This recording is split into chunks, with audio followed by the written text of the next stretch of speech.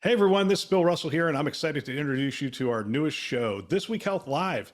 Join me and my co-hosts Drexta Ford and Sarah Richardson every week as we dive into the latest in health IT with a blend of humor, personal stories, and expert analysis. We'll bring you engaging discussions and a few surprises along the way, and it's all live. It's on LinkedIn Live, YouTube Live, and it will be on our website as well, thisweekhealth.com. Don't miss out on our pilot episode on June 7th at 1 p.m. Eastern Time, where you can join in on the fun with comments and questions, live polls, and more. We'll see. But don't worry if you miss out. Each live episode will be recorded and released on our news podcast channel the following week, so you can catch up on all the action then. Don't miss out. Subscribe now at thisweekhealth.com so you know when you can join in making health IT informative, entertaining, and fun. Don't miss out. Tune in and be a part of the conversation. Today in Health IT, Google Chrome deadline, 72 hours to update or delete your browser. I've stopped talking as much about these security issues because Drex is doing it, but this one seemed like something that would be interesting to talk about. My name is Bill Russell. I'm a former CIO for a 16-hospital system and creator of This Week Health, a set of channels and events dedicated to transform healthcare one connection at a time. We want to thank our show sponsors who are investing in developing the next generation of health leaders. Notable: ServiceNow, Enterprise Health, Parlance, Certify Health, and Panda Health. Check them out at thisweekhealth.com/today. This news story and every news story we talk about on this show, you can find on our website, thisweekhealth.com/news. Check it out today.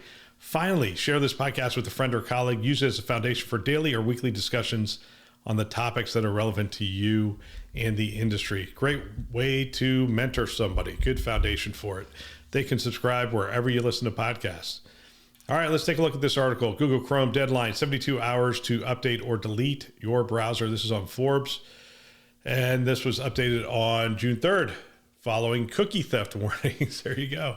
So for Google Chrome and its 2 billion plus desktop users, May will go down as a month to forget. 40 days and emergency update warnings inside of 10 days launched a tidal wave of wall-to-wall headlines that were hard to miss. The U.S. government has warned federal employees to install May's emergency update or to cease using Chrome.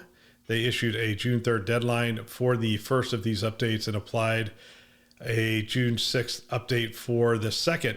June 3rd has now passed, and so you should have already applied the first update. This is a timely reminder that you must ensure you have applied the second update within 72 hours. Clearly, when you update your browser, all fixes to that point will be applied.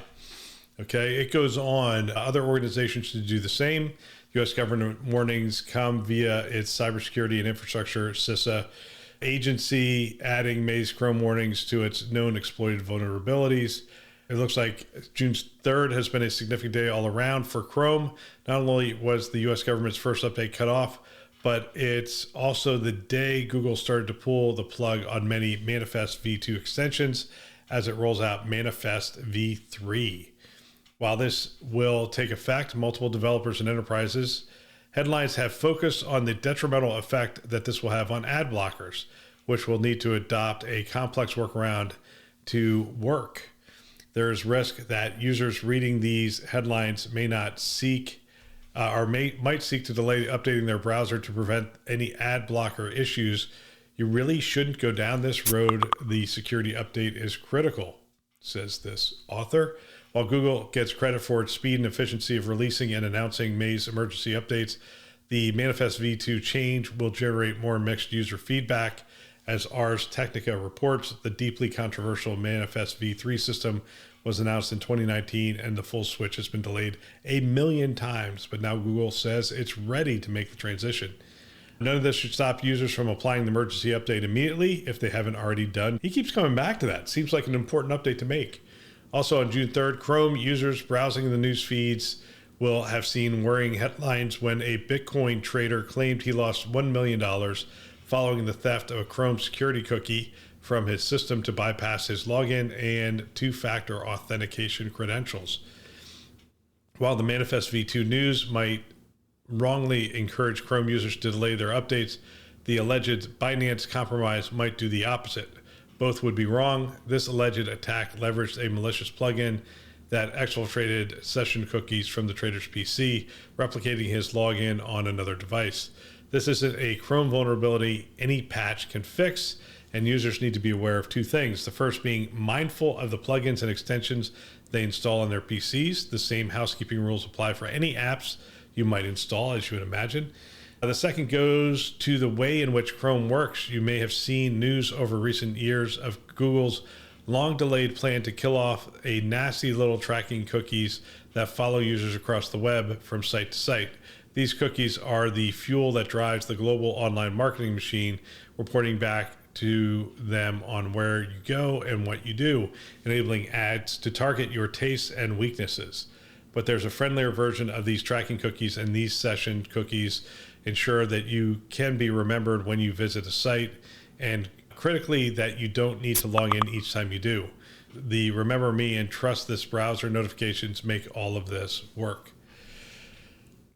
Let's see. The good news is that Google has fixed that. Should be coming soon. We're prototyping a new web capability called device-bound session credentials that will keep users more secure against cookie theft. Google announced it in April by binding authentication sessions to the device. Meanwhile, let's deal with here and now with the procession of emergency Chrome updates. Having paused, at least for now, it's a good time to issue reminder communications to apply whatever automated processes you have available, so forth and so on. And it goes on. Actually, this is a really long article about these zero-day attacks, but pretty important. It's interesting, especially as more and more of our users go home and we think, oh, what's the big deal? They're going to use virtual machines to access the network and whatnot. Those same machines could be being used by their kids at night to connect to gaming sites and you name it. And then they are downloading and attaching things that they are not familiar with. Then the parents get up in the morning, use that computer, and are logging into your system, potentially creating issues. Hopefully at this point, we are distributing work computers to everybody who has decided to work from home. I'd be surprised if that is not the case. If it is not the case, that should be a policy. Second, there should be training on the challenges associated with sharing those devices with anyone else. So those are single-use kinds of devices to be used by the employees alone. And then finally, they should be educated on how browsers work, how tracking works, how dual-factor authentication works, how updates work, extensions work, all those kinds of things. That all should be part of the training to ensure that your users remain safe. And so critical. My gosh, this is a fairly sophisticated attack. We are still struggling with the fairly unsophisticated attacks and keeping people from our network, but we can never lose sight of either, quite frankly, because at some point we will have minimized the risk to the unsophisticated attacks, and the sophisticated attacks will start. So we have to take care of both. All right, that's all for today. Consider this a public safety announcement. Yeah, I'll check my browsers as well. Don't forget, share this podcast with a friend or colleague. Use it as a foundation for mentoring. We want to thank our channel sponsors who are investing in our mission to develop the next generation of health leaders. Notable: ServiceNow, Enterprise Health, Parlance, Certify Health, and Panda Health.